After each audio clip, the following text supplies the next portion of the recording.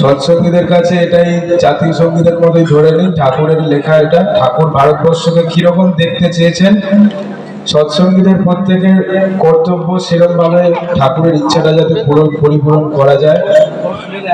ঠাকুর যেটা চেয়েছেন সেটা গানের ভিতরে আছে, ভারতবর্ষকে তিনি কিরকম দেখতে চান। জাতীয় সঙ্গীত তো আমরা করি জনগণ মন অধি, কিন্তু ঠাকুর অ্যাকচুয়ালি কিরকম দেখতে চান ভারতবর্ষকে সেটা ঠাকুর এই সঙ্গীতের মাধ্যমে বলেছেন। ঠিক আছে, এখন ভালো ভালো। শ্রদ্ধেয় শিক্ষক তরুণ কুমার মাইতি মহাশয়কে স্টেজে আসার জন্য অনুরোধ জানাচ্ছি। শ্রদ্ধেয় শিক্ষক তরুণ কুমার মাইতি মহাশয়কে স্টেজে আসার জন্য অনুরোধ জানাচ্ছি।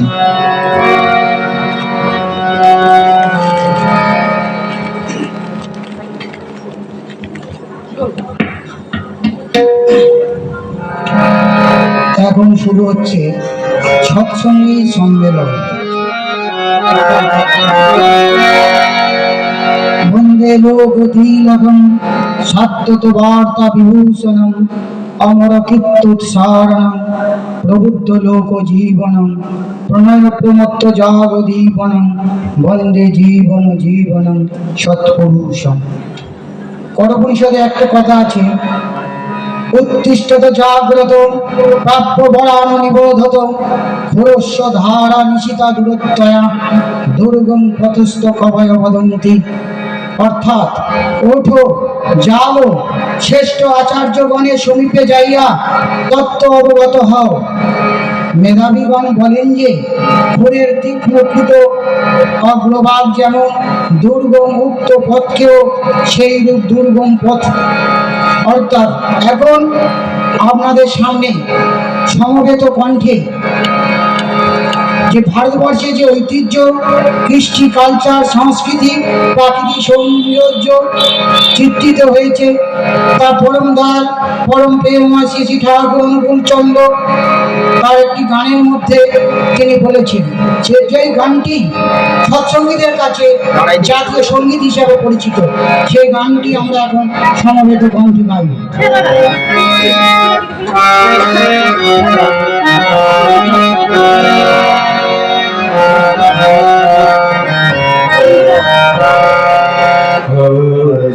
ভারত বর্ষ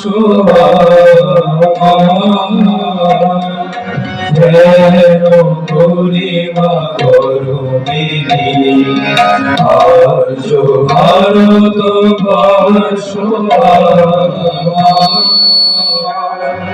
জ্ঞান করিমা করুণিনী, জ্যোতি প্রেক্ষা স্ফুরত দুর্লভ দীপক মালিনী, জ্ঞান করিমা করুণিনী, আজ ভারত বর্ষ জ্ঞান করিমা করুণিনী।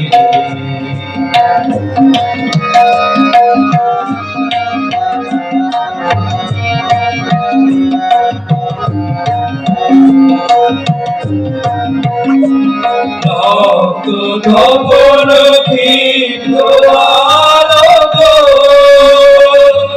রশি পুলক ঝলক ঝলক তপন কীর্ত আলোক, রশি পুলক ঝলক ঝলক দীপ্ত পবন মৃত্যু বিজয় দারিণী, আজ ভারত বর্ষ জ্ঞান করিমা করুণিনী।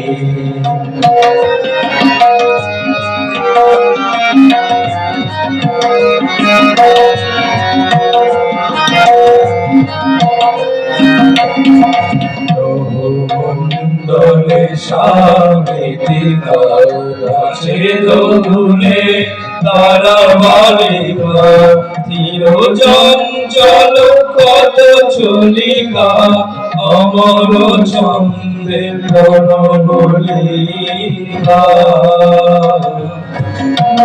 মন্ডলে সাগিতিকা কাছে দোদুলে তারা বালিকা ধীর চঞ্চল কত চলিকা অমর ছন্দে প্রণবলিকা ঋষির আনুষরিক প্রদীকা বোকা পুরক জ্যোতিষ শিখা ঋষির আনুষরিক প্রদীকা বোকা পুরক জ্যোতিষ শিখা দুরিত দাপট বিরাইলে কেন গরিমা গরবি আজ ভারত বর্ষ আমার কেন গরিমা গরবি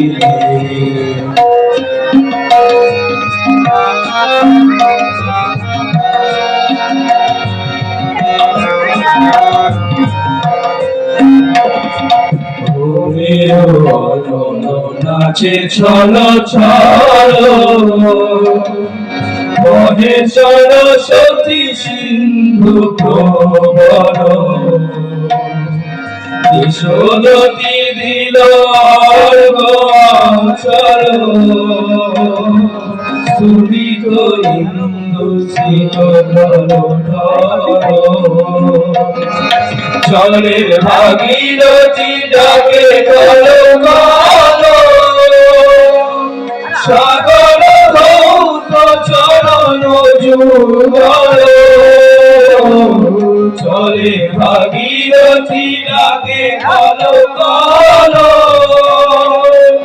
সাগর ধৌত চরণ যুগল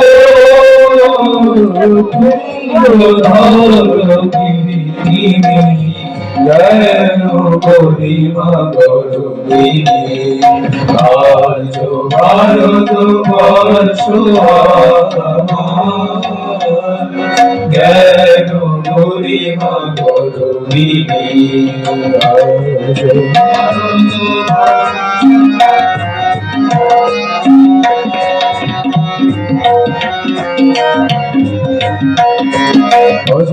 শ্রী চিত্ত কেন্দ্র পুরুষোত্তম চিরতন্ত্র যাদের আহ্বান বিপুল মন্ত্র অমর আপন জীবন শান্ত আর্য গরিমা কবির মন্ত্র ঝলক সত্তায় বিকন্ত ভারত বিশ্ব হৃদয় জ্ঞান গরিমা গরবিনী আর্য ভারত বর্ষ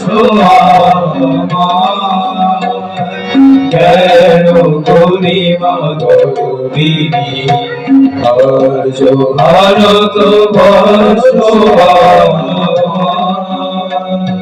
জ্ঞান গরিমা গরবিনী জ্ঞান গরিমা গরবিনী জ্ঞান গরিমা গরবিনী। জয় গুরু। আমি বেদ বিধি ছাড়ি বেদনা হরি হরি নাম সদা গাই রে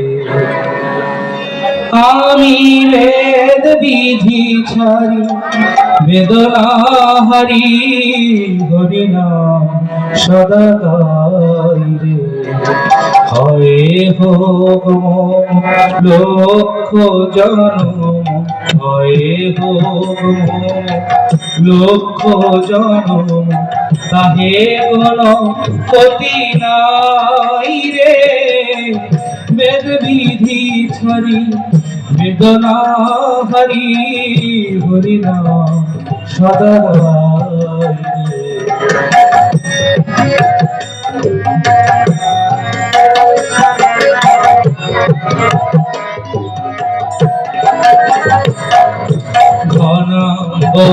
নিন্দিত শান্ত শুনি মূর্তি যেন ভুলি না কতি অনাম্ব নিন্দিত শান্ত শুনি মূর্তি যেন ভুলি না কতি নিত্য নৃত্য করে যেন মন চিত্ত যমুনা ফুলিনে রে বেদ বিধি ছাড়ি বেদনা হারি হরি নাম সদা গাই রে।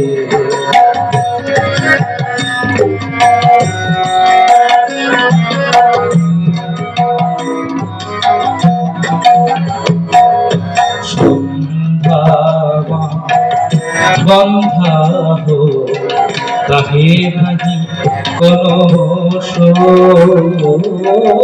তর্পণ আর কোন বিনা প্রভু বিধিল সন্ধ্যা বন্ধা হো তাহে নাহি কোনো তর্পণ আর কোন বিনা প্রভু দিল খসু জগতে নিন্দা খ্যাতি তসু গ্রধু সদগতি খসু জগতে নিন্দা খ্যাতি তসু গ্রধু সদগতি আমি কিছুতেই বিমল ভাতি ভুলিতে নারিব ভাই রে বেদ বিধি ছাড়ি বেদনা হারি হরি নাম সদা গাই রে।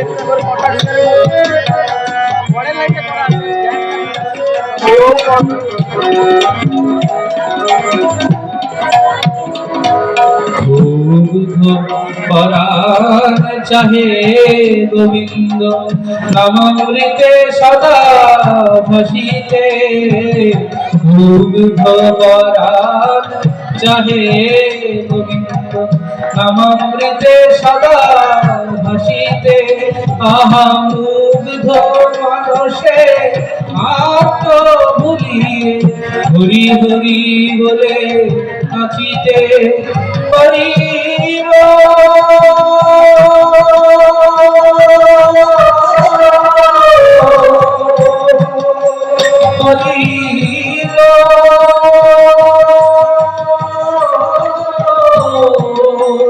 হরি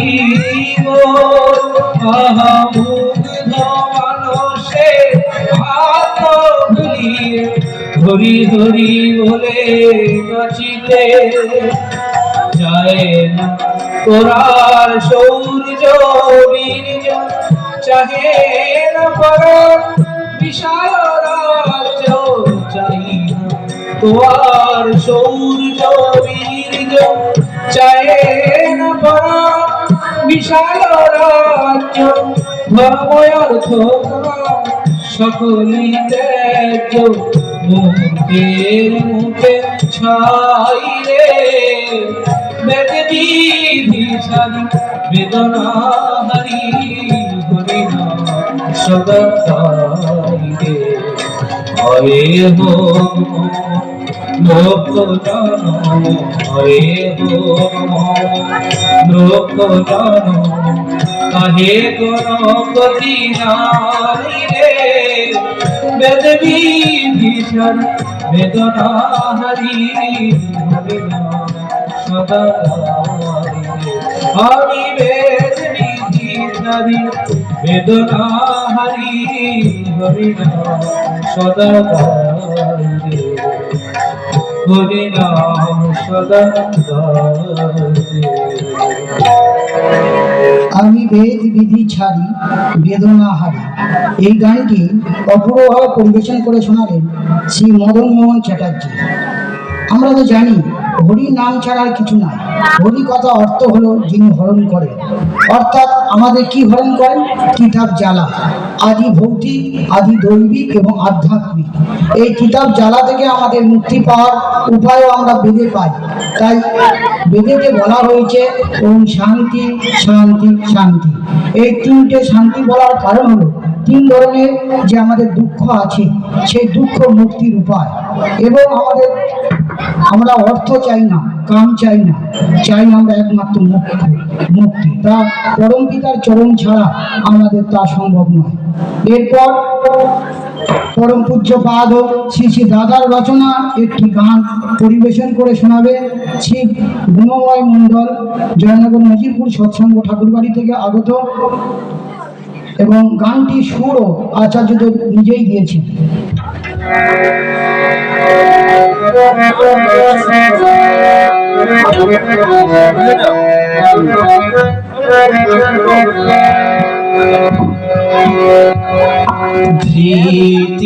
ধৃতিধার প্রীতি বিনায়ক বৈশিষ্ট্য পালি অপুরায় কোটি প্রণাম প্রভু, কোটি প্রণাম, কোটি প্রণাম প্রভু, কোটি প্রণাম, কোটি প্রণাম প্রভু, কোটি প্রণাম, কোটি প্রণাম প্রভু, কোটি প্রণাম। ধৃতিধারক প্রীতি বিনায়ক বৈশিষ্ট্য পালি অপুরায়মান। ধৃতিধারক প্রীতি বিনায়ক বৈশিষ্ট্য পালি অপুরায়মান। কোটি প্রণাম প্রভু, কোটি প্রণাম, কোটি প্রণাম প্রভু, কোটি প্রণাম, কোটি প্রণাম প্রভু, কোটি প্রণাম, কোটি প্রণাম প্রভু, কোটি প্রণাম। ধৃতিধারক প্রীতি বিনায়ক বৈশিষ্ট্য পালি অপুরায়মান। ধৃতিধারক প্রীতি বিনায়ক বৈশিষ্ট্য পালি অপুরায়মান।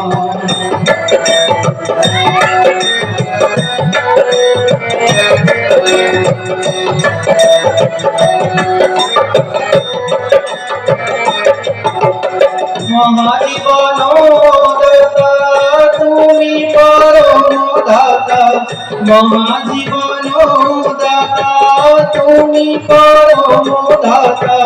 শান্তি স্বস্তি করিছ দান, কোটি প্রণাম কোটি প্রণাম, কোটি প্রণাম প্রভু, কোটি প্রণাম।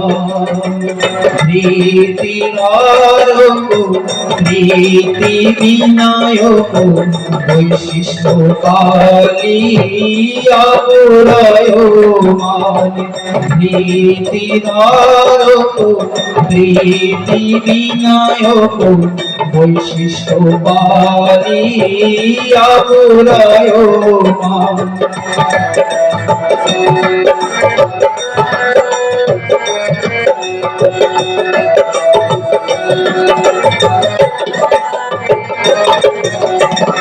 তুমি আদি তুমি অনাদি তব সতায় মোরা শতমান তুমি আদি তুমি অনাদি তব সতায় মোরা শতমান কোটি প্রণাম প্রভু কোটি প্রণাম কোটি প্রণাম প্রভু কোটি প্রণাম কোটি প্রণাম প্রভু কোটি প্রণাম কোটি প্রণাম প্রভু কোটি প্রণাম প্রীতি ধারক প্রীতি বিনায়ক বৈশিষ্ট্য পালিয়া পুরায়মান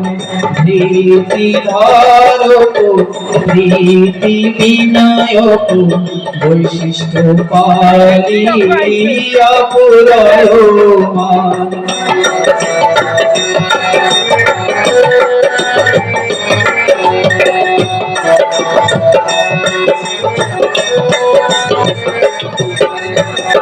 জরা মরণ ভয় অনায়াসে করলয় শরণাগতে করলে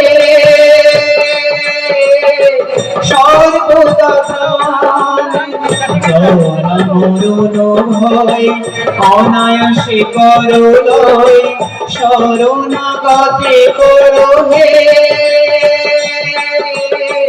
সর্বদা কোটি প্রণাম কোটি প্রণাম কোটি প্রণাম প্রভু কোটি প্রণাম কোটি প্রণাম প্রভু কোটি প্রণাম কোটি প্রণাম প্রভু কোটি প্রণাম প্রীতি ধারক প্রীতি বিনায়ক বৈশিষ্ট্য পালিয়া পুরায়মান প্রীতি ধারক প্রীতি বিনায়ক বৈশিষ্ট্য পালিয়া পুরায়মান বৈশিষ্ট্য পালিয়া পুরায়মান বৈশিষ্ট্য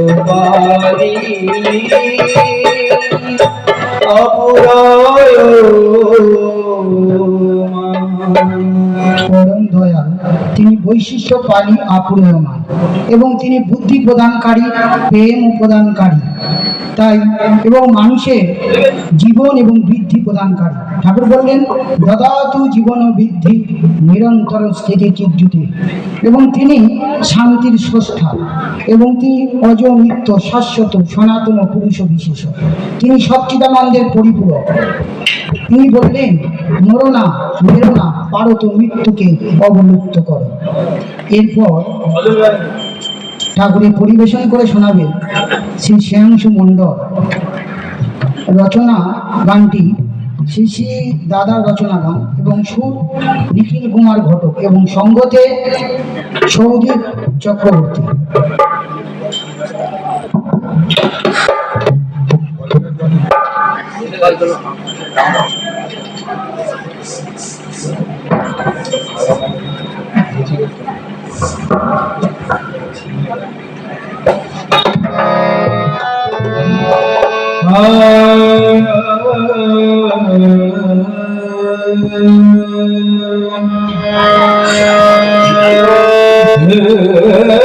চিরে সুন্দর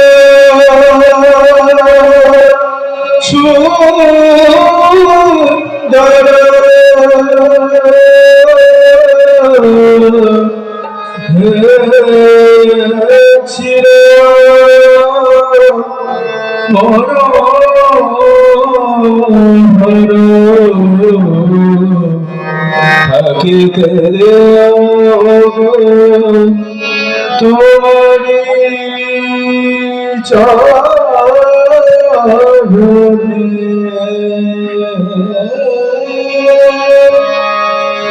চির সুন্দর চির মনোহর চির সুন্দর ছিল মনোহর ভাবিতে দিও তোমারি চরণে ভাবিতে দিও তোমারি চরণে ছিল সুন্দর ছিল মনোহর ছিল সুন্দর ছিল মনোহর ভাবিতে দিও তোমারি চরণে ভাবিতে দিও তোমারি চরণে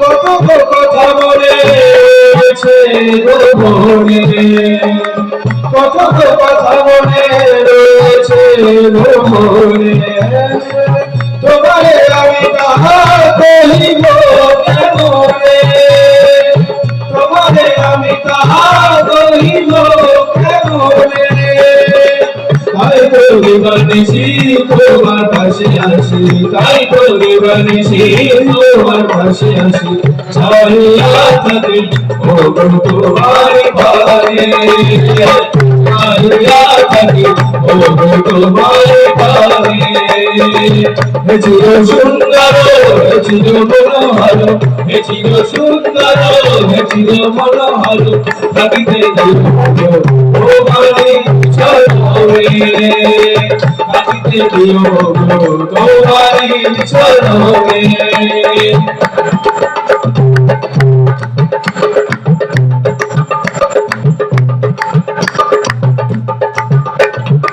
সুচির সুন্দর বিমল মনোহর সুচির সুন্দর বিমল মনোহর দেখব চিরদিন আমার ধ্যানে দেখব চিরদিন আমার ধ্যানে বুঝিতে পারি নাকি কিসের বেদনে বুঝিতে পারি নাকি কিসের বেদনে জলিয়া মরিয়া শত হরে জলিয়া মরিয়া শত হরে চাহিয়া মোর ভারে রাহল মনোহরে চাহিয়া মোর ভারে রাহল মনোহরে কহিল দুটো কথা ওই শিলাবতী চরণে কহিল দুটো কথা ওই শিলাবতী চরণে ছিল সুন্দর ছিল মনোহর ছিল সুন্দর ছিল মনোহর থাকিতে দিব তোমারি চরণে থাকিতে দিব তোমারি চরণে ছিল সুন্দর ছিল মনোহর ছিল সুন্দর ছিল মনোহর থাকিতে দিব তোমারি চরণে থাকিতে দিব তোমারি চরণে থাকিতে দিব তোমারি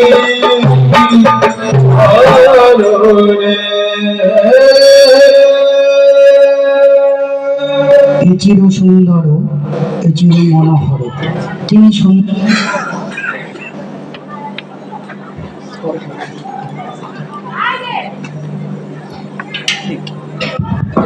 তিনি হলেন সুন্দরের স্রষ্টা তিনি আমাদের পরম আপন ঠাকুর বললেন আপন তবে কি তোমার সুখে হৃদয় পাগল ডরায় না খোঁজে অর্থাৎ তিনিই একমাত্র আমাদের আপন তাকে ধরলে আমাদের সমস্ত বিরোধের চরম সমাধান লাভ হয় এরপর ঠাকুরের একটি গান পরিবেশন করে শোনাবেন দিদিমান সিং এর রচনা শ্রী বিজয় নস্কর জয়নগর মজিলপুর সৎসঙ্গ ঠাকুরবাড়ি থেকে আগত এবং সঙ্গতে শ্রী সৌদীপ চক্রবর্তী।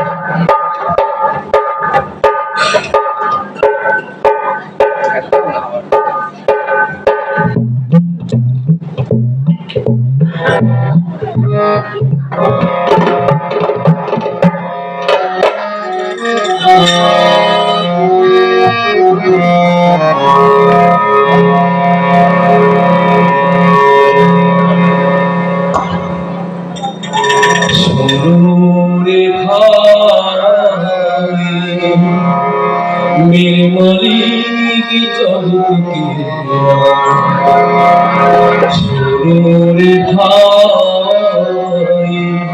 मेरे मालिक जगत के नहीं दयाल का शरण पकड़ ले, नहीं दयाल का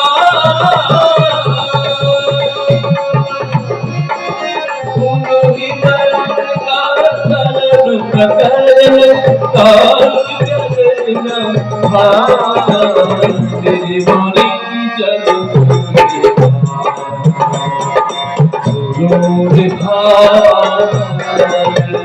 मेरे मालिक जगत के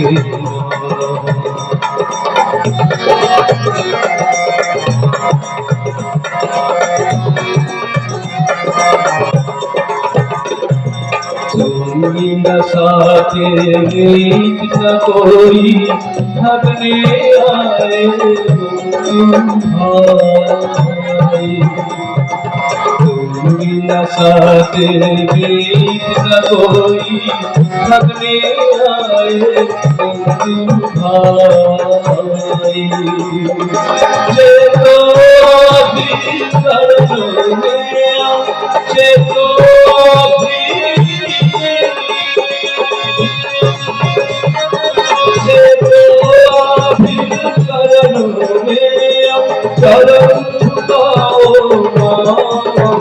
मेरे मालिक जगत के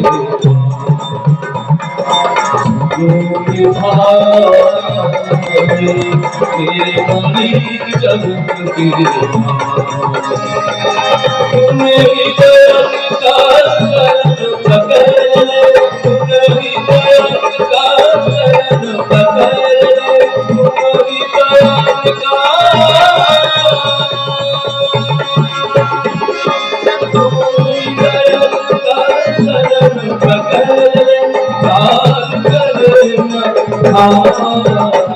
मेरे मालिक जगत के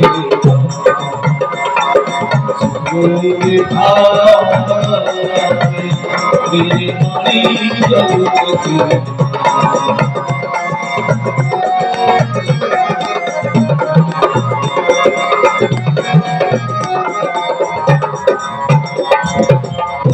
संपत सब पाए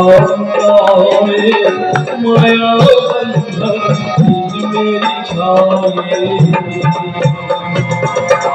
संपत सब पाए माया बंधन मेरी छाए, तो पल का ये नीच जाएगा, तो पल का ये नीच जाएगा,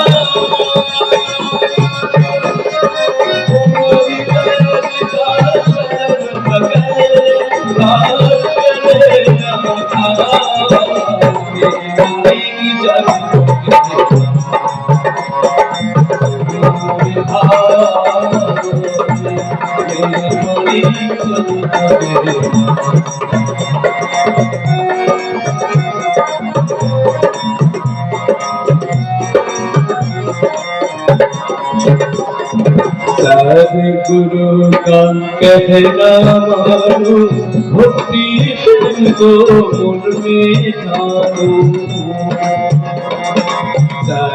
गुरु का कहना मानो, भक्ति तुमको मन में ठानो, सेवक बनकर तो पाओ, सेवक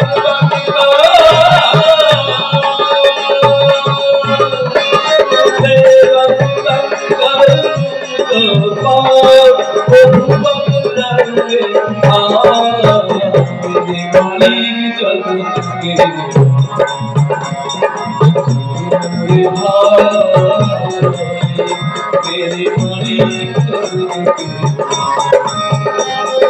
मोहि दयाल का चरण पकड़ मोहि दयाल का चरण पकड़ धार करे न मेरे मणि चरण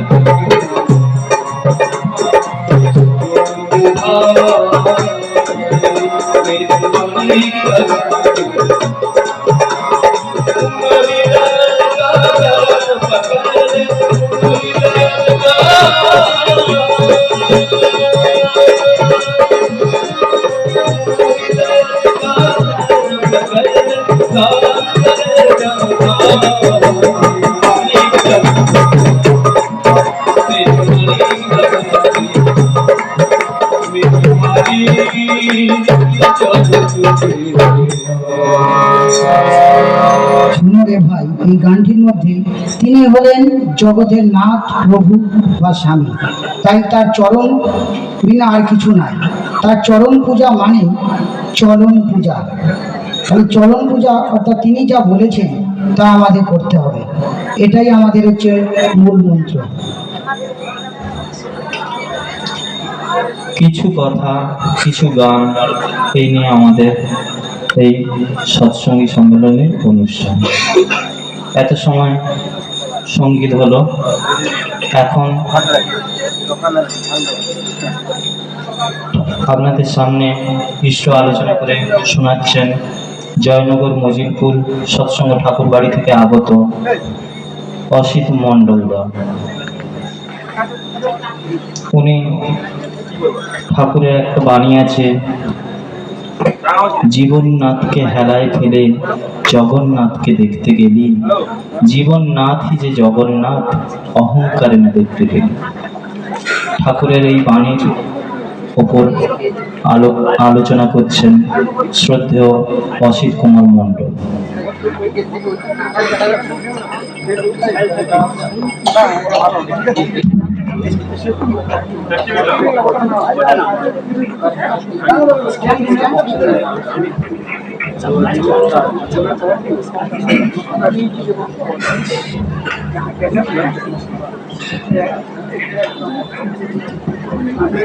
আয়া হি বড়দে দেবী ধীতি কীতি বিবাহ বরে অছিদ্য সেও ইষ্ট নিষ্ঠে চ ইষ্টার্থ পরিবেদনী তত্ত্ব জ্ঞান বিবেকী তং দীপ্ত কীতি মণ্ডিতে ধী বিনায়ন বিভূতি বিবান্বিতে সত্যাচার সুপালিকে বোধিকারিণীতে নম বন্দে লোকতিলকং সত্যত বার্তা বিভূষণম অমর কীর্তোৎসারণ প্রবুদ্ধ লোক জীবন বন্দে জীবন জীবন সৎপুরুষম জগৎ জননী পুরুষোত্তম লীলা সঙ্গিনী সুপদাং বরদাং দেবী ষোড়শীবালা নমস্তুতে কীর্তিদেবৈ নমঃ ব্রহ্মমার্গং প্রদর্শকং প্রেম ভক্তি বিনায়কং শান্তি স্বস্তি বিধায়কং আচার্যং প্রবরং নৌমি।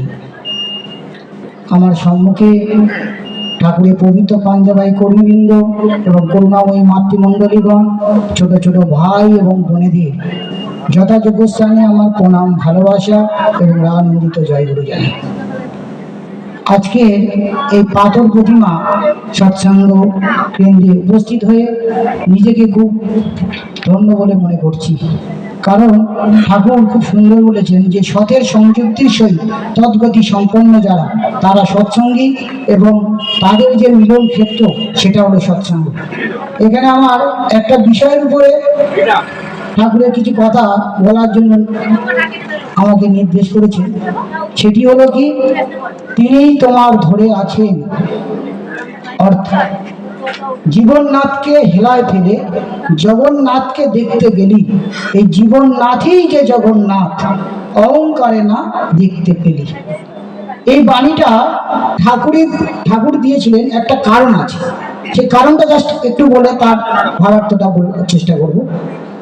অর্থাৎ ঠাকুরের একজন খুব কাছের একজন ভক্ত ছিলেন, তিনি হলেন কালীষষ্ঠী মা। এই কালীষষ্ঠী মা শ্রীকৃষ্ণের অষ্ট সখীর মধ্যে একজন সখী। ঠাকুর তখন বাংলাদেশে রয়েছেন, পাবনা জেলায় হিমায়তপুর গ্রামে। কালীষষ্ঠী মা তিনি অনেক দিন থেকে ইচ্ছা পুরী জগন্নাথ ধামে যাবেন এবং জগন্নাথ ধামে গিয়েছেন। গিয়ে জগন্নাথ দেবের দর্শন করে ফিরে এসে ঠাকুরের কাছে বর্ণনা করছে কি কেমন দেখলো না দেখলো কি বিষয় নিয়ে। তখন ঠাকুর কালীষষ্ঠী মাকে উদ্দেশ্য করে এই বাণীটাই বললেন। কি বাণীটা হলো, জীবননাথকে হেলায় ফেলে জগন্নাথকে দেখতে গেলি, এই জীবননাথই যে জগন্নাথ অহংকারে না দেখতে পেলি। সুন্দর দেখুন একটা এর যে ভাবার্থটা কি, অর্থাৎ আমাদের কিন্তু জীবননাথ অর্থাৎ জীবনের নাথ অর্থাৎ স্বয়ং প্রভু পুরুষোত্তম শ্রী শ্রী ঠাকুর অনুকূল চন্দ্র, তিনি যুগে যুগে ধরাধামে অবতার রূপে অবতীর্ণ হন। আর জগন্নাথ ঠিক একটা যুগে এক সময় এইসব পুরী ধামেতে তিনি অবস্থান করেছিলেন। বর্তমানে এখন কল্পিত প্রতিমূর্তি হিসাবে সেখানে রয়েছে সেই জগন্নাথ। তাহলে কি এই জীবননাথ আমাদের সামনে রয়েছে, তিনি নবকলেবর রূপে নতুন রূপে তিনি আমাদের সামনে এসে উপস্থিত। কলির যুগে শেষে কলকি অবতার রূপে তিনি অবতীর্ণ হয়েছে। কেন না, তার কারণ হলো যুগ মাফিক তার প্রয়োজনীয়তা রয়েছে। সেই প্রয়োজনীয়তা তিনি দেখাতে তিনি যুগে যুগে বারবার অবতার রূপে তিনি অবতীর্ণ হন।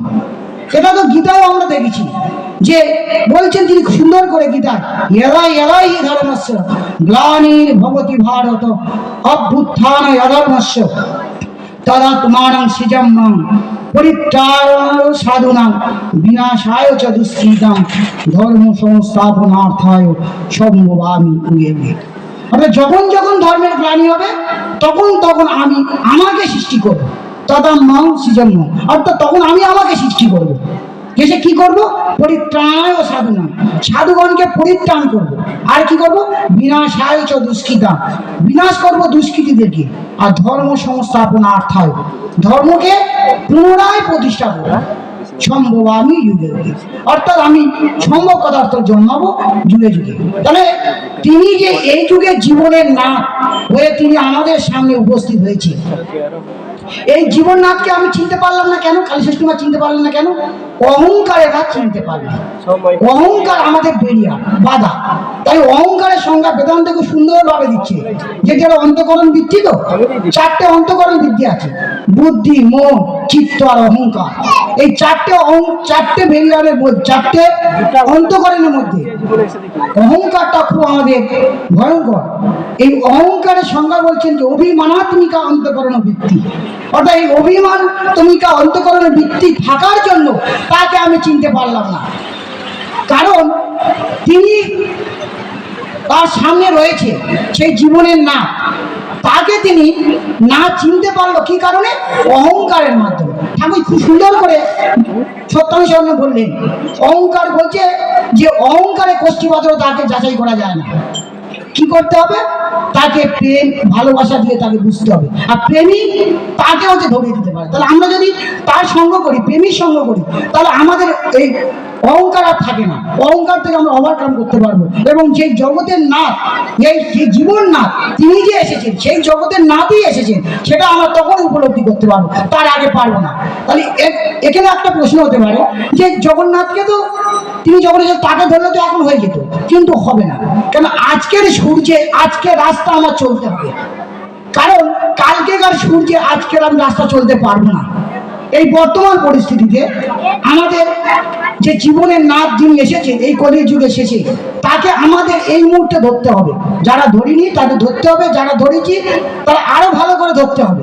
তাহলে কি হবে, আমাদের মধ্যে সেই জগন্নাথ এবং জীবননাথ যে একই, সেটা আমাদের উপলব্ধি করতে পারবো। যদি অহংকারকে আমরা যদি সরিয়ে দিই, কিন্তু অহংকার যতক্ষণ থাকবে ততক্ষণ কিন্তু আমরা তাকে চিনতে পারবো না। তিনি এই এখানে সৎসঙ্গ আছে, এখানেও তিনি আমাদের জগন্নাথ, তিনি উপস্থিত আছে, কিন্তু আমরা দেখতে পাচ্ছি না কেন? না, আমাদের মধ্যে অহংকারটা আছে। সেটাকে যখনকে আমরা ছড়িয়ে দেব তখন সেই জীবননাথকে আমরা ধরতে পারবো। জগন্নাথই যে জীবননাথ হয়ে তিনি যে এসেছেন এখন এই মুহূর্তে এখানে উপস্থিত আছে, সেটা আমরা উপলব্ধি করতে পারবো যদি অহংকারকে আমরা সরিয়ে দিতে পারি। খুব সুন্দর একটা কথা আছে, জাস্ট এই গল্পটা বলি। যে অমিত তাকে আমি এখন কেন দেখতে পাচ্ছি না, জীবন মাত্র তিনি তো এখানে থাকেন, কিন্তু বলছেন খুব সুন্দর করে। একটা গল্প আছে, যে গল্প জাস্ট 1 মিনিট বলি। যে নারদ প্রভুকে জিজ্ঞাসা করছে যে প্রভু তুমি কোথায় থাকো, বলছেন সেই প্রসঙ্গে বলছে নাও তিষ্ঠামি বৈকুণ্ঠে নাম সাধু নয় হৃদয়ে নাচ মত ভক্ত যাত্রা গায়ন্তী তত্ত্ব তিষ্ঠামি হে নারদ। খুব সুন্দর করে বললেন, হে নারদ আমি কোথায় থাকি জানো? যেখানে আমার ভক্ত মত ভক্ত যাত্রা গায়ন্তী, আমার ভক্তরা যেখানে আমার গুণকীর্তন করে তত্ত্ব তিষ্ঠামি হে নারদ, সেখানে আমি উপস্থিত থাকি। তিনি এখানে আমাদের জীবনের নাথ, তিনি এখানে এই মুহূর্তে এখানে উপস্থিত হয়েছে, কিন্তু তাকে আমরা চিনতে পারছি না। কেন? তার কারণ হলো শীতের দিনেই তো এখন এর থেকে আরো যদি বেশি কুয়াশা পড়ে তখন আমরা কি করি, একে অপরকে দেখতে পাই না। কিন্তু ওই দূরে যে মানুষটা আছে সেটা তো আমি অস্বীকার করতে পারবো না। না, তাহলে কি এই আমাদের মাঝখানে ব্যারিয়ারটা কি? কুয়াশা। কুয়াশা থাকার জন্য একে অপরকে আমরা চিনতে পারি না। তবে তিনি এখানে উপস্থিত আছে, কিন্তু আমাদের মনে আশা আছে, তাই তাকে আমরা চিনতে পারছি না। তাহলে তাকে চেনার জন্য তার প্রতি নিষ্ঠা, ভালোবাসা, আনুগত্য, কৃতি সম্বেদ, এটা আমাদের দরকার। নিষ্ঠা মানে ঠাকুরকে সুন্দর করে বললেন এক নিঃশ্বাসে ভরণ করা।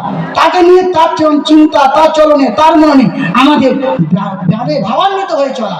এটা যদি আমরা করতে পারি তাহলে সেই জগন্নাথ এই জীবননাথ হিসাবে তিনি আমাদের এই কলির যুগে এসেছেন সেটা আমরা উপলব্ধি করতে পারবো। আর তাকে যদি ধরে চলতে পারি তাহলে আমাদের জীবনে সব দিক থেকে উন্নত হবে। কারণ তিনি বৈশিষ্ট্য পালি অপূরণীয়। আমাদের প্রত্যেকটা জীবনের প্রত্যেকটা বৈশিষ্ট্য তিনি পূরণ করেন। কারণ আমি আপন একমাত্র তিনি। তাকে সুন্দর করবেন, আপন তবে কে তোমার সুখে হৃদয় পাগল ডরায় না কোজে।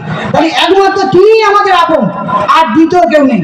তাকে যদি আমরা ধরি, সুখে যদি যুক্ত হই, সুযোগ আমাদের অটোমেটিক্যালি আসবে, আমাদের জীবন উন্নত হবেই। এটা হচ্ছে তিনি খুব জোর করে বলেছেন যে সদ্গুরু শরণাপন্ন হোক, সৎ নাম মনন করো আর সৎসঙ্গে আশ্রয় গ্রহণ করো। আমি নিশ্চয় বলছি তোমার উন্নয়নের জন্য তোমার আর ভাবতে হবে না। এত বড় দায়িত্ব কে দিয়েছে? এই আমাদের জীবনের নাথ, যিনি জগন্নাথ হিসাবে এই জগতে ধরাধামে এসেছেন, তাকে যদি আমি ধরি তাহলে আমার জীবনের দায়িত্ব তিনিই নেবেন। আর কিছু আমাদের ভাবতে হবে না, শুধু নিষ্ঠা সহকারে 3টে কথা আমাদের পালন করতে হবে, তাহলে আমাদের জীবনে উন্নতি অবশ্যম্ভাবী। তাই ঠাকুরের এই বাণীটার মধ্যে তিনি বলতে চাইলেন সেই জীবন না এই সময় এই মুহূর্তে উপস্থিত হয়েছেন, তুমি তাকে ধরো। সেই জগন্নাথ তো এখানে এসেছে, তার নতুন করে আর বুঝতে হবে না, আমি তো সেই, তাহলে আমি সেই এসেছি, তাহলে আমি তোমার সামনে আছি। তুমি আবার হচ্ছে আমার যে বিগ্রহ যেখানে আছে সেখানে তুমি যাচ্ছ কেন? আমি তো স্বয়ং সেই রক্ত মাংস সংকুল হয়ে তোমার সামনে এসে সহজভাবে, সহজ রূপে ধরা নামে সহজ রূপে আমি তোমার কাছে ধরা দিয়েছি। তুমি সেটাই ভজনা করো, তাহলে তোমার যে সমস্ত সমস্যার সমাধান হবে। আর বেশি কিছু বলবো না, এই বলে এখানে আমি সংক্ষিপ্ত আলোচনা সমাপ্তি করছি। জয় গুরু।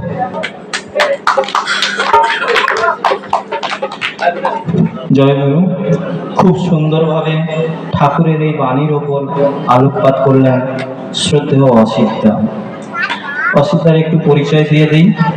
উনি জয়নগর মজিলপুর সৎসঙ্গ ঠাকুরবাড়ি থেকে এসছেন। সংস্কৃতের ওপরে পিএইচডি করছেন। ঠাকুরের বাণীর ওপরেই উনি রিসার্চ করছেন। তার ইষ্টোচ্ছল ও দীর্ঘায়ু জীবন পরম পিতার কাছে কামনা করি। এখন আপনাদের সামনে সঙ্গীত পরিবেশন করছেন মদন মোহন চ্যাটার্জিদা। মদন মোহন চ্যাটার্জিকে সঙ্গীত পরিবেশন করার জন্য আহ্বান জানাচ্ছি। সঙ্গতে সুদীপ চক্রবর্তী, সৌদীপ চক্রবর্তী। সঙ্গীত পরিবেশন করছেন মদন মোহন চ্যাটার্জি। হ্যালো,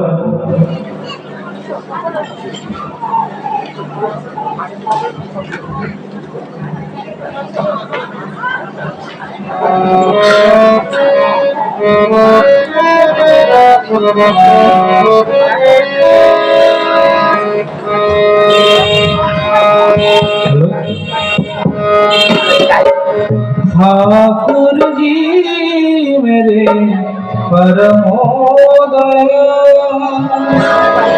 ठाकुर जी मेरे परमोदय, परम करुणा शात निरंजन परम करुणा शात निरंजन प्रभु अवतार ठाकुर जी मेरे परमोदया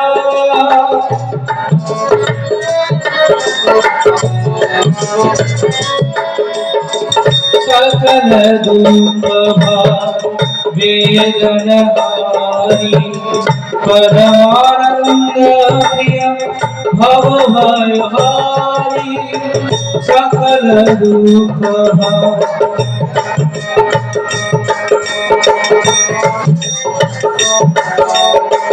सकल दुख वेदन हारी परमानंद प्रिय भव भय हारी विश्वनाथ स्वामी शरत विराट विश्वनाथ स्वामी शरत विराट चेतन वर्धन प्रभु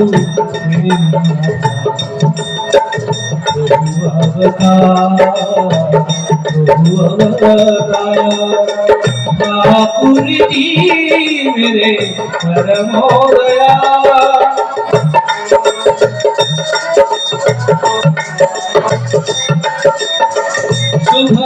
शुभदपालक अभयदायक प्रीति विनायक श्रेय विनायक शुभदपालक अभयदायक प्रीति विनायक श्रेय विनायक अलकोज्जल पावक पुरुषो जल पावक पुरुषो पुरुषोत्तम प्रभु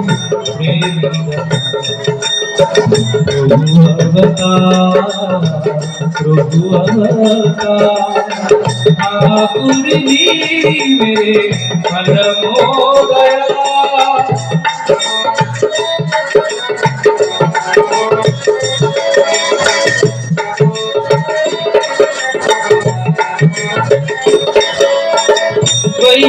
वैशिष्टमानी अपुरयमा जीवन प्राण जन्म परमाधार वैशिष्टमानी अपुरयमा जीवन प्राण जन्म परमाधार भुवन विभूषित करुणाय पार भुवन विभूषित करुणाय पार सनातन ईश्वर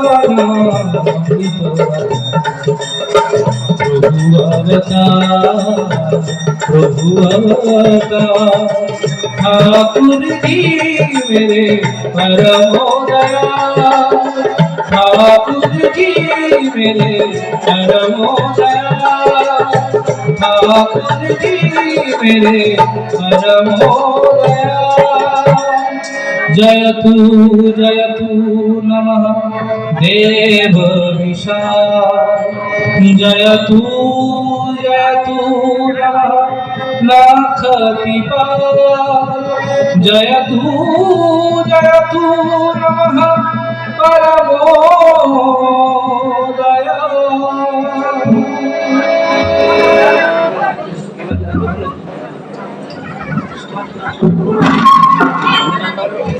খুব সুন্দর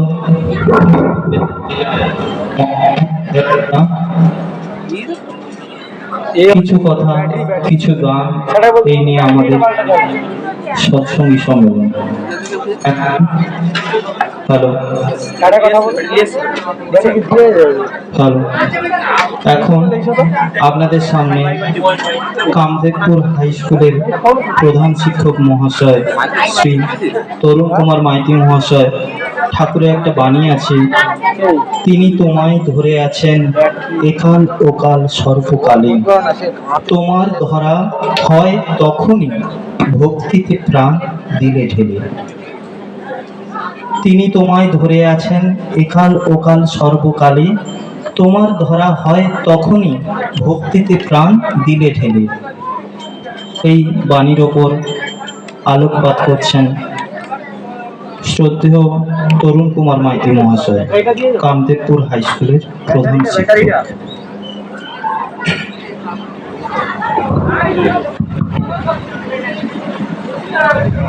জয় গুরু। পরম প্রেমময় শ্রী শ্রী ঠাকুরের রাতুল চরণে আমার ভক্তি আপ্লুত প্রণাম জানাই জগৎ জননী শ্রী শ্রী বড় মায়ের রাতুল চরণে। অন্যতম গুরুমুখ শ্রী শ্রী বড়দার রাতুল চরণে আমার প্রণাম। বর্তমান আচার্য দেবীর চরণে আমার প্রণাম জানাই। উপস্থিত ঋত্বিক দেবতাগণের চরণে আমার প্রণাম এবং ভক্তিপ্রাণ ও ভক্তিমতী দাদা ও মায়েদের আমার রানন্দিত জয়গুরু জানাই। আজকের পাথর প্রতিমা সৎসঙ্গ কেন্দ্রে শ্রী শ্রী ঠাকুরের শুভ 136তম জন্ম মহোৎসব তথা এই সৎসঙ্গ কেন্দ্রের 26তম বার্ষিক সৎসঙ্গ সম্মেলন। আমাকে একটি নির্দিষ্ট বাণী বলে দেওয়া হয়েছে, সেই বাণীর উপর আলোকপাত করতে হবে। সত্যি সত্যি আমাদের যুগোপযোগী হতে হবে। আমরা একটা সময় দেখেছি ক্রিকেট খেলাতে টেস্ট খেলা হতো 5 দিনের, পরে ওয়ানডে হলো, এখন T20 এসে গেছে। সুতরাং আমাদেরও সেই এখন T20-র কনসেপ্টটাকে নিতে হবে। ঠাকুরের অজস্র বাণী রয়েছে, সেই বাণীগুলো আমরা যদি ঠিকঠাক আলোচনা এবং আত্মীকরণ না করি তাহলে কিন্তু আমরা তাকে ঠিকঠাক গ্রহণ করতে পারবো না। তো আমাকে যে বাণীটি দেওয়া হয়েছে সেই বাণীর উপরে আমি আলোচনা করব। আমাদের সবাই আমরা জানি যে এই যে মহাবিশ্ব, এই যে গ্যালাক্সি, এই যে আমরা বলি সৌরজগৎ, সৌরমণ্ডল, তো এর সব জায়গাতে কিন্তু একটা ধৃতি রয়েছে। ধৃতি অর্থে ধারণ ক্ষমতা, ধারণ করে রাখা। আমরা দেখি যে পৃথিবী একটা নির্দিষ্ট গতিতে, নির্দিষ্ট ছন্দ এবং তালে সূর্যের চারিদিকে পরিক্রমণ করছে, একই সঙ্গে নিজের অক্ষের উপর আবর্তন করছে এবং সূর্যের চারিদিকে সে পরিক্রমণ করছে একটা নির্দিষ্ট ছন্দ, গতি এবং তাল অনুযায়ী। তার এক চুল কিন্তু বিচ্যুতি নেই, এদিক ওদিক হচ্ছে না। তো এই হচ্ছে ধারণ। আমরা সবাই জানি যে ধর্ম কথাটা আসলে ধৃ ধাতু থেকে এসছে, যার অর্থ ধারণ করা। কিন্তু ধারণ করা এবং ধৃত হওয়া দুটোই কিন্তু একসঙ্গে হতে হবে। তো প্রশ্ন হচ্ছে যে এই যে আমরা একটা জন্ম পরিগ্রহ করলাম, আমাদের কি এর আগে জন্ম ছিল না, কিংবা ভবিষ্যতে আর কোনো জন্ম হবে কি হবে না? আমরা সবাই জানি আত্মা অবিনশ্বর। তো আমি যদি একটু পৌরাণিক রেফারেন্সে যাই, একটু পৌরাণিক কাহিনী পর্যালোচনা করি, সেখানে দেখব যে অর্জুন যখন কুরুক্ষেত্রের যুদ্ধে অস্ত্র সম্বরণ করেছেন, তিনি দেখছেন সামনে তার সমস্ত গুরুজন, পিতামহ ভীষ্ম, তার অগ্রজ দাদা, ভাই, আত্মীয়, জ্ঞাতি, তিনি দুর্বল হয়ে পড়েছেন, মানসিকভাবে দুর্বল হয়ে পড়েছেন। তো সেখানে আমরা জানি যে শ্রীকৃষ্ণ তাকে বিশ্বরূপ দর্শন করিয়েছিলেন।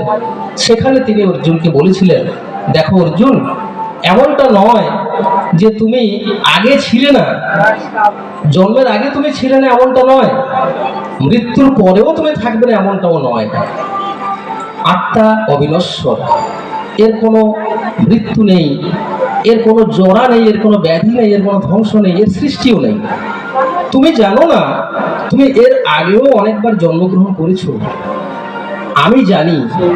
কেন আমি জানি না? আমার চৈতন্য আছে, আমি চৈতন্যময় সত্তা। আর তুমি জানো না কেন না? তোমার চৈতন্য হয়নি বলে তুমি জানো না, তুমি মনে করতে পারছো না। সুতরাং শ্রীকৃষ্ণ পরিষ্কার বুঝিয়ে দিলেন যে তুমি এর আগেও যখন জন্মেছিলে, তোমাকে আমি ধারণ করেছিলাম, আমার সেই স্মৃতি আছে, তোমার সেই স্মৃতি নেই। ভবিষ্যতেও তুমি যখন জন্মগ্রহণ করবে, আমি তোমাকে ধারণ করব অন্য রূপে, সম্ভব আমি যুগে যুগে।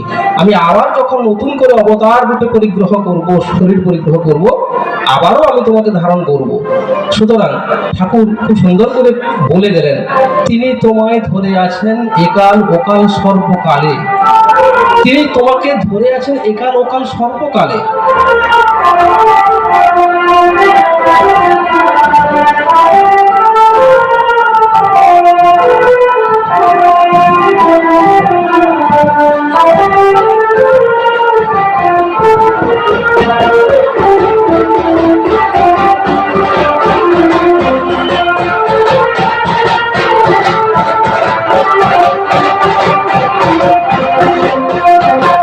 তিনি তোমায় ধরে আছেন একাল ওকাল সর্বকালে।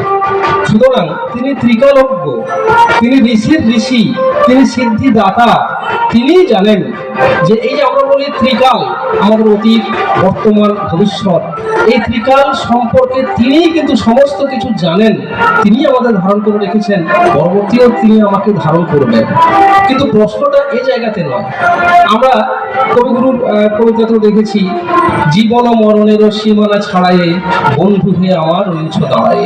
কবিগুরু রবীন্দ্রনাথ দার্শনিক, ঋষি, কবি, তিনি তার গানে জীবন দেবতাকে বন্ধুরূপে পেতে চেয়েছেন, সখারূপে পেতে চেয়েছেন। তিনি বলছেন, জীবন মরণের সীমানা ছাড়াইয়ে বন্ধু হয়ে আমার রয়েছ দাঁড়ায়। সত্যি সত্যি তিনি আমাদের বন্ধু, তিনি আমাদের সখা, তিনি আমাদের প্রভু, তিনি আমাদের পরমাত্মা।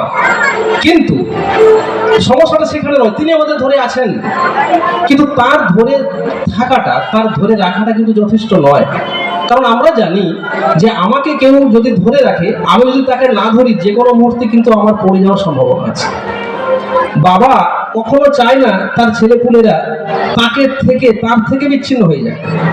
সবসময় সব বাবা মাই চান যে তার ছেলে মেয়ে তাকে ধরে থাকুক, তাদের আদর্শ মেনে চলুক। কিন্তু ছেলেপুলে যদি একটা বয়সের পরে এসে বাবাকে যদি রেয়াত না করে, যদি বাবাকে গুরুত্ব না দেয়, তাহলে সেই ছেলেমেয়ের পতন কেউ ঠেকাতে পারবে না। কিন্তু সুতরাং শুধু একজন ধরে রাখলেই হবে না, তাকেও কিন্তু শক্ত করে ধরে রাখতে হবে। আমরা দেখবেন যে যখন ছোটবেলায় ছোট্ট শিশুকে যখন কোলে নিই, তখন দেখবো যে আমি যেমন শিশুটিকে ধরে রেখেছি, শিশুটাও কিন্তু আমাকে ধরে রেখেছি। কারণ তার মনে ভয় আছে, তার মনের মধ্যে একটা আত্মরক্ষার তাগিদ আছে। কারণ সে এখনো স্বাবলম্বী হয়নি। সে কিন্তু আপনি তাকে ধরে আছেন, সেও আপনাকে ধরে আছে। তো এই যে পরস্পর ধরে রাখার মধ্যে একটা আত্মিক সম্পর্ক তৈরি হচ্ছে। মা যখন শিশুকে ধরে রাখে, সেই শিশু যখন মাকে ধরে রাখছে, তখন একটা আলাদা আত্মিক সম্পর্ক তৈরি হয়। কিন্তু আমি আমার ছেলেকে ধরে রাখলাম, আমার ছেলে আমাকে ধরলো না, আমার মধ্যে কিন্তু আমার মনের মধ্যে একটা বিক্ষেপ আসবে যে না, আমার ছেলেটি আমাকে ধরছে না, মানে আমার মনের মধ্যে একটা বিকর্ষণ আসবে ওর প্রতি। কিন্তু কখন এই সুন্দর সম্পর্ক তৈরি হবে, আকর্ষণ কখন আসবে? আমি তাকে ধরে রাখলাম, সেও আমাকে ধরে রাখলো। এই ধরে রাখাটা শুধু বাহ্যিক অর্থে, ফিজিক্যাল অর্থে বলছি না, কিন্তু সব দিক দিয়ে আদর্শগত ভাবে হতে হবে, আবেগগত ভাবে হতে হবে। আমি আমার ছেলেকে ভালোবাসবো, আমার ছেলে আমাকে শ্রদ্ধা করবে। এই হচ্ছে ধরে রাখা, পারস্পরিক ধরে রাখা। তো সেজন্য ঠাকুর বললেন যে তিনি তোমায় ধরে আছেন একাল ওকাল সর্বকালে। কিন্তু তোমার ধরাটা কখন সার্থক হবে? ভক্তিতে প্রাণ দিলে ঢেলে। এই ভক্তি হচ্ছে সিমেন্টিং ফ্যাক্টর। একটা ইট আরেকটা ইট জোড়ার আগে কিন্তু সেখানে সিমেন্ট থাকতে হবে। তো সুতরাং সেই ভক্তি যদি না থাকে, তাহলে কিন্তু সেই সিমেন্ট আসবে না, সেই ধরে রাখার ব্যাপারটা কিন্তু জোড়া বাঁধবে না, জোড়া লাগবে না। তাই ঠাকুর বলছেন যে তিনি তোমাকে ধরে রাখাটাই যথেষ্ট নয়। তুমি যদি তার প্রতি আকৃষ্ট না হও, তুমি যদি তার চরণে আশ্রয় না নাও, তাহলে এই ধরে রাখাটা কিন্তু ব্যর্থ হতে পারে, ভঙ্গুর এই ধরে রাখা। সেজন্য তিনি বললেন যে তোমার ধরাটা তখনই সার্থক হবে যখন ভক্তি তোমার মধ্যে আসবে। ভক্তি জিনিসটা কি? ঠাকুর সত্তর সালে পরিষ্কার বলে গেলেন যে ভক্তি কি আর আসক্তি কি। ওই যে বিষয়ে মন সংলগ্ন থাকাকে বলে আসক্তি, আর সতে মন সংলগ্ন থাকাকে বলে ভক্তি। সৎ কাকে বলছি আমরা? সৎ কথাটার অর্থ কি? যার অস্তিত্ব এবং বৃদ্ধি আছে। তো যার অস্তিত্ব এবং বৃদ্ধি আছে, তাতে মন সংলগ্ন রাখতে হবে। কিন্তু আমরা কোনো রকম অ্যাবস্ট্রাক্ট বিষয়ের প্রতি কিন্তু মন আমরা সংলগ্ন রাখতে পারি না। আদর্শের মূর্ত রূপ হচ্ছেন তিনি। ধর্ম মূর্ত হয় আদর্শে। তো আমরা যে বলি ধর্ম যাতে মূর্ত হয়েছে, যার মধ্যে মূর্ত হয়েছে, তার প্রতি আমাদেরকে ভক্তিটাকে বজায় রাখতে হবে। তিনি সতের বা আদর্শের মূর্ত প্রতীক, ধর্মের মূর্ত প্রতীক তিনি। সুতরাং আদর্শে বা সৎ এ মন সংলগ্ন রাখাকেই ভক্তি বলে। তো সেই সতে যদি আমরা মন না সংলগ্ন রাখতে পারি, যার অস্তিত্ব এবং বৃদ্ধি আছে, যিনি সমস্ত অস্তিত্বের ধারক পালক তাকে যদি আমরা না ধরি, তার প্রতি ভক্তি যদি আমাদের না থাকে, তাহলে কিন্তু এই ধরে থাকাটা ব্যর্থ হবে। তো সেই জন্যই তিনি এই বাণীটি সুন্দর করে দিয়ে গেলেন আমাদের জন্য, যে তোমাকে আমি যেমন তোমাকে ধরে রেখেছি। এটা তো ঠিকই যে এই বিশ্বজগতে এই যে ধারণের ব্যাপারটা, এটা একটা মহাজাগতিক ব্যাপার। আপনারা দেখবেন যে যারা বিজ্ঞান পড়েছেন, ভূগোল পড়েছেন, ধারণা আছে মোটামুটি যে প্রত্যেকটা বস্তু তার নিজের কেন্দ্রের দিকে আরেকটা বস্তুকে আকর্ষণ করে। আমরা সবাই জানি যে মাধ্যাকর্ষণ বলে একটা ব্যাপার রয়েছে। একটা ঢিলকে আমি যদি আকাশে ছুড়ে দিই, তো সেই ঢিলটি কিন্তু আবার এই মাটিতে এসে পড়বে। কেন না, বিজ্ঞান বলছে, নিউটন আবিষ্কার করলেন যে মাধ্যাকর্ষণ শক্তি, অভিকর্ষ, ত্বরণ, এইসব ব্যাপারগুলো আছে। অর্থাৎ কিনা প্রত্যেকটি বস্তু অন্য একটি বস্তুকে তার দিকে আকর্ষণ করে। তো কিন্তু এখানে আরেকটা ব্যাপার আছে যে যাকে আকর্ষণ করছে সে কি আকর্ষণ করে? হ্যাঁ, সেও করে। বিজ্ঞান এটাকে, ঠাকুরের বাণীটাকে বিজ্ঞানসম্মতভাবে প্রমাণ করা যায় যে আমি যখন কাউকে টানবো, সেও কিন্তু আমাকে একটা বল দিয়ে টানছে। পৃথিবী, সূর্য যেমন পৃথিবীকে আকর্ষণ করছে, পৃথিবীও সূর্যকে আকর্ষণ করছে। কিন্তু তাহলে কেন পৃথিবী সূর্যের চারদিকে ঘুরছে? কারণটা এইটা যে সূর্যের ভর অনেক বেশি, যে কারণে পৃথিবীর ভর সেই জন্য অনেক কম। সেই জন্য কিন্তু পৃথিবীর টানটা সেখানে গৌণ হয়ে গেছে, সূর্যের টানটা সেখানে মুখ্য হয়ে গেছে। আমি যদি আমার চেয়ে দুর্বল কাউকে আমার দিকে টানি, আর সে যদি তার দিকে আমাকে টানে, আমার বল যদি তার চেয়ে বেশি হয়, সে আমার দিকেই আসবে। সুতরাং পারস্পরিক এই টানাটানিটা, পারস্পরিক ধরাধরি কিন্তু আছে বলেই এই পৃথিবী মহাবিশ্ব টিকে আছে। সুতরাং বিজ্ঞানগতভাবে আমরা বলতে পারি ঠাকুরের এই যে বাণীটি তিনি বলে গেলেন, এটা কিন্তু একেবারে বিজ্ঞানসম্মত। এবং এই বিষয়টা কিন্তু বাহ্যিক, যতটা না বাহ্যিক তার চেয়েও বেশি কিন্তু আমাদের আবেগের জায়গা, আমাদের ধরে রাখার জায়গা, সবটা কিন্তু বাহ্যিক না। আমরা জানি যে স্থূল জগতের পিছনে কিন্তু একটা সূক্ষ্ম কারণ রয়েছে। তো সুতরাং ভক্তি হচ্ছে একটা সূক্ষ্ম বিষয়, এখানে কোনো বাহ্যিক ব্যাপার নেই। আমরা হয়তো দেখবেন যে ঠাকুর ভদ্রের সঙ্গে বলাই আছে যে একটুখানি গীত ইত্যাদি করলেন, লম্ফঝম্প করলেন, তাকে কিন্তু ভক্তি বলে না। এটা কিন্তু দুর্বলতা, আমরা তাকে ভক্তি বলে ভুল করি। তো এটা কিন্তু ভক্তি নয়। ভক্তিটা অনেকটা মানসিক ব্যাপার, অনেকটা আন্তরিক ব্যাপার, যেটা কিন্তু অনেক সময় বাইরে দেখানোর ব্যাপার না। এবং ভক্তির সঙ্গে আরেকটা বিষয়ের সম্পর্ক আছে নিষ্ঠা, ভক্তির সঙ্গে আরেকটা বিষয়ের সম্পর্ক আছে প্রেম। ঠাকুর বলছেন যে ভক্তির গাঢ়ত্বই হচ্ছে প্রেম। আমরা জানি মীরার ভজনে আছে, নাহি বিনা প্রেম সে নাহি মিলে নন্দলালা, বিনা প্রেম সে নাহি মিলে নন্দলালা। সেই প্রেমটা কোথেকে আছে? ঠাকুর বলছেন ভক্তির গাঢ়ত্বই হচ্ছে প্রেম। ভক্তি যখন গাঢ় হবে, তখন সেটা প্রেমে পরিণত হবে। সেই প্রেমটা বিশ্ব প্রেম। তো সেই প্রেম যতক্ষণ না আসছে, নন্দলালকে পাওয়া যাবে না। তাই মীরার ভজনে আছে, বিনা প্রেম সে নাহি মিলে নন্দলালা। কিন্তু সেই প্রেমকে পেতে গেলে, সেই প্রেমকে অর্জন করতে গেলে আমাদের ভক্তি চাই, কারণ ভক্তির গাঢ়ত্বই হচ্ছে প্রেম। আরেকটা জিনিস কি? নিষ্ঠা। ভক্তি হচ্ছে নিষ্ঠার ভগিনী। ঠাকুর বলছেন ভক্তি হচ্ছে নিষ্ঠার ভগিনী। সুতরাং নিষ্ঠা আসতে হবে, তার আগে চাই বিশ্বাস, বিশ্বাস, নিষ্ঠা, ভক্তি এবং প্রেম। তো এইটুকু যদি আমরা না পাই, তাহলে আমাদের কিন্তু চৈতন্য হবে না।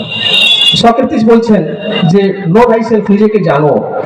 কবিগুরু বলছেন আপনাকে এই জানা আমার ফুরাবে না, সেই জানারই সঙ্গে সঙ্গে তোমায় চেনা। রামকৃষ্ণদেব বলছেন তোরা চৈতন্য হ। আমরা জানি যে 1886 সালের 1 জানুয়ারি রামকৃষ্ণদেব তিনি ভাবগ্রস্ত হয়েছিলেন, তার মধ্যে ভাব সমাধি হয়েছিল। তিনি সবাইকে বলেছেন তোরা চৈতন্য হ। চৈতন্য হ মানেটা কি না, আমরা যে বিশ্ব চেতনার অংশ, আমরা যে পরমাত্মার অংশ, সেই চৈতন্যবোধটা আমাদের মধ্যে আসতে হবে। যে চৈতন্যবোধ শ্রীকৃষ্ণের ছিল বলেই তিনি অর্জুনকে বলতে পেরেছিলেন যে এর আগেও তুমি বহুবার জন্মেছো, তোমার স্মরণে নেই, কারণ তোমার চৈতন্য নেই, চৈতন্য সত্তা নেই। আমার চৈতন্য সত্তা আছে, তাই আমরা সেটাকে স্মরণ করতে পারি। তো এই হচ্ছে সেই চৈতন্য সত্তা।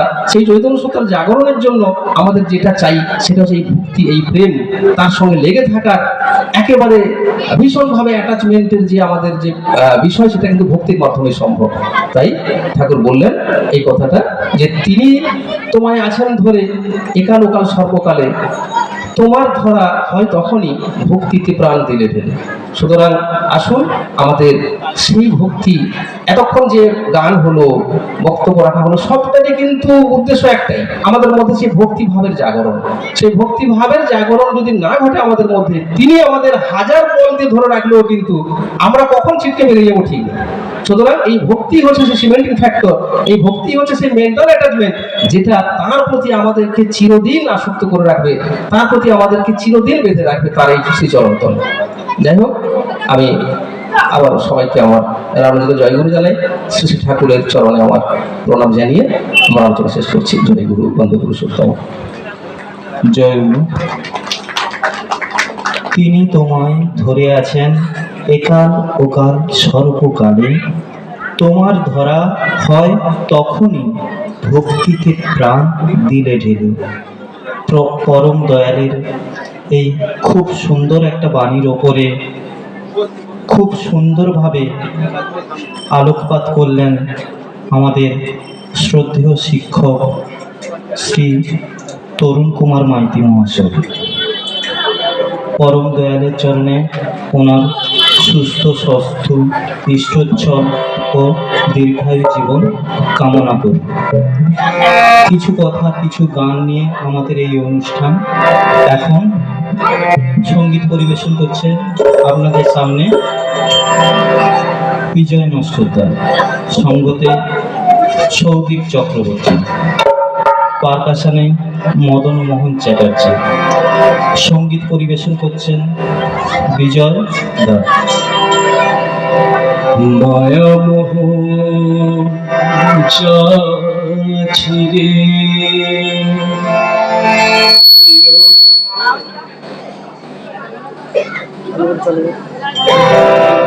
মায়ামোহ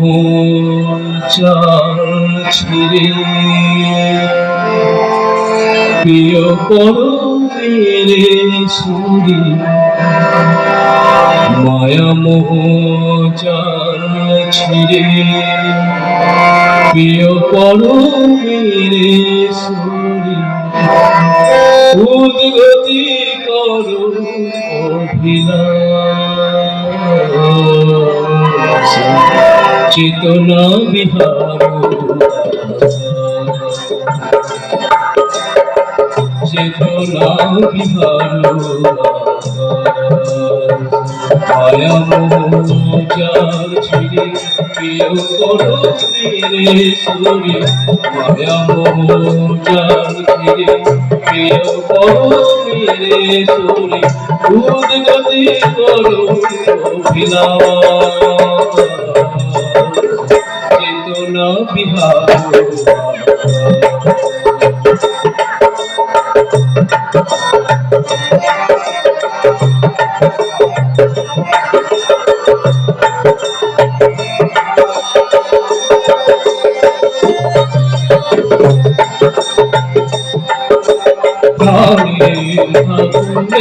ধরে তোকে দাপরে দিয়ে বল ভক্তি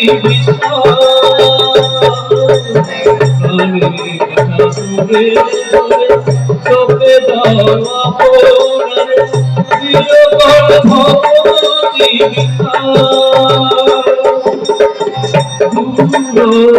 সব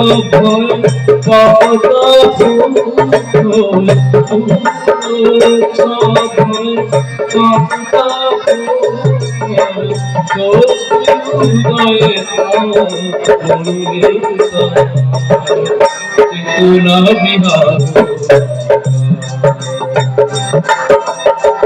মায়ামোহ ছিড়ে প্রিয় পরমেরে সুরি, মায়ামোহ ছিড়ে প্রিয় পরমেরে সুরি, উদ্গতি করো চেতনা বিহার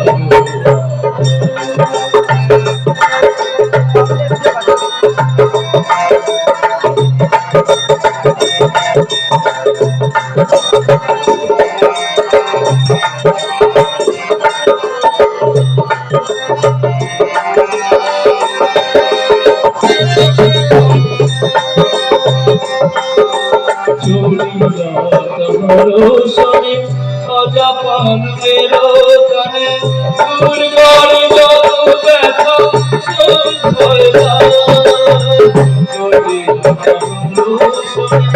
অজাপান মেরো কানে দুর্গর যত ব্যথা জীবনের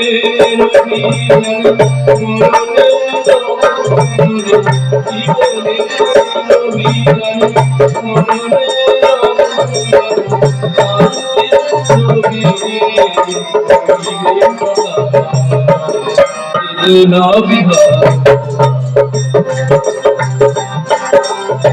চেতনা বিহার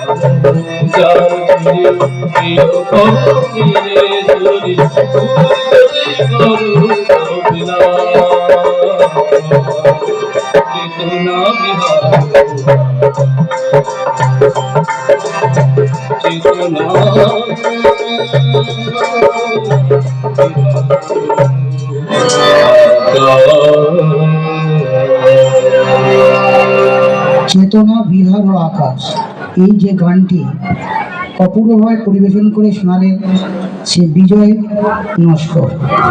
চেতন থাকা অর্থাৎ ভগবানের আশীর্বাদ, আর এই চেতনাই জীবন। তুমি বৃথা নিদ্রাকে সাধিয়া আনিও না, ততটুকুই ঘুমাই, যাহার ফলে আরো তৃপ্ত হইতে পারো এবং আনন্দময় থাকার। ঠাকুর খুব সুন্দর করে বললেন যে এমন কি যে জাদু আছে, মহানন্দে থাকা যায়, দুঃখ এসে আমায় দেখে দুঃখ করে ফিরে যায়। সেই জাদুটা আমাদের জানতে হবে। সেই জাদুটা হলো ঠাকুরের নাম। ঠাকুর হলেন সেই নামের হচ্ছে পরম পুরুষ। ঠাকুরের যা বলছেন নাম আর নামই অভেদ, অর্থাৎ নামের মধ্যে সেই নামীকে পাওয়া যায়। তাই আমরা যদি অনবরত সেই নাম যদি জপতে পারি তাহলে আমাদের সেই পরম প্রাপ্তি সম্ভব। এরপর ঠাকুরের একটি সঙ্গীত পরিবেশন করে শোনাবেন শ্রী শ্যাম সুমণ্ডল, জয়নগর মজিদপুর সৎসঙ্গ ঠাকুর বাড়ি থেকে আগত, এবং সঙ্গতে শ্রী সৌদীপ চক্রবর্তী।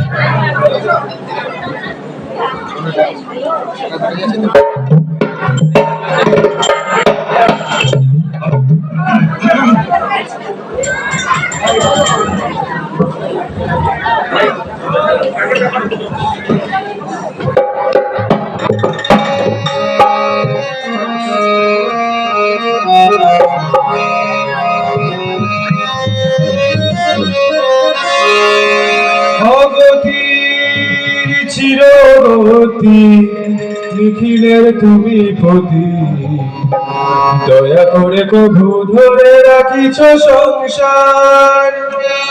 জয় গুরু বলে ডাকি বারবার, জয় গুরু বলে ডাকি বারবার।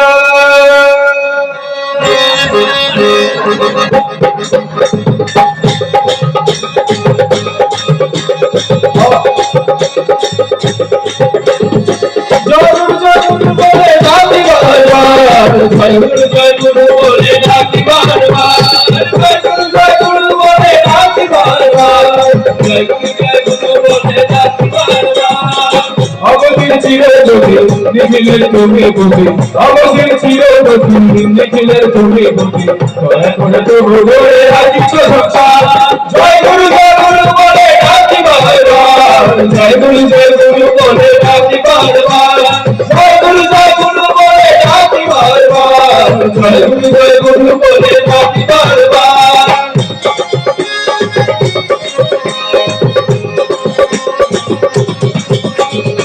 তুমি ছাড়া সেবা করে করুণা করিতে পারে, তুমি ছাড়া সেবা করে করুণা করিতে পারে, বিনোদনে পাপ কম শিশু সবার জয় গুরু বলে ডাকি বারবার জয় গুরু বলে ডাকি বারবার জয় গুরু বলে ডাকি বারবার জয় গুরু বলে ডাকি বারবার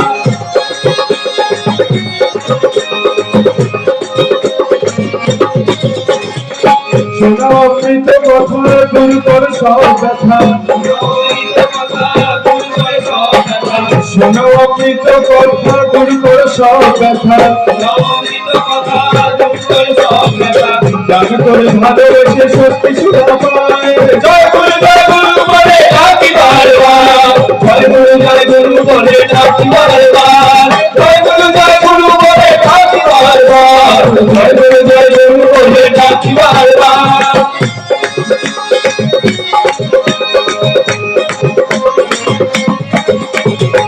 নামের অমৃত জানে অক্ষি বৃদ্ধি দাওনে নামের অমৃত জানে অক্ষি বৃদ্ধি দাওনে রেপে ভয় ভিতরে করব সবার রেপে ভয় ভিতরে করব সবার জয় গুরু বলে ডাকি বারবার জয় গুরু বলে ডাকি বারবার জয় গুরু বলে ডাকি বারবার জয় গুরু বলে ডাকি বারবার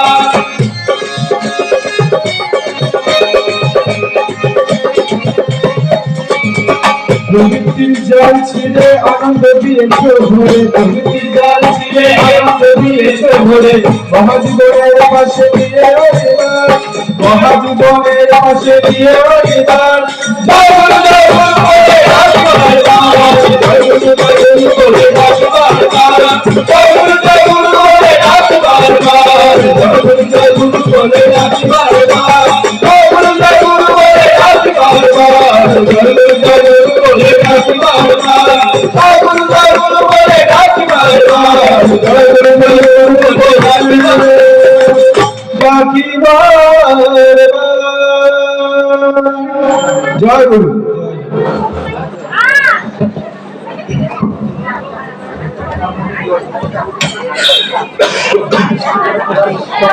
এখানে সৎসঙ্গী সম্মেলন সমাপ্তি হলো।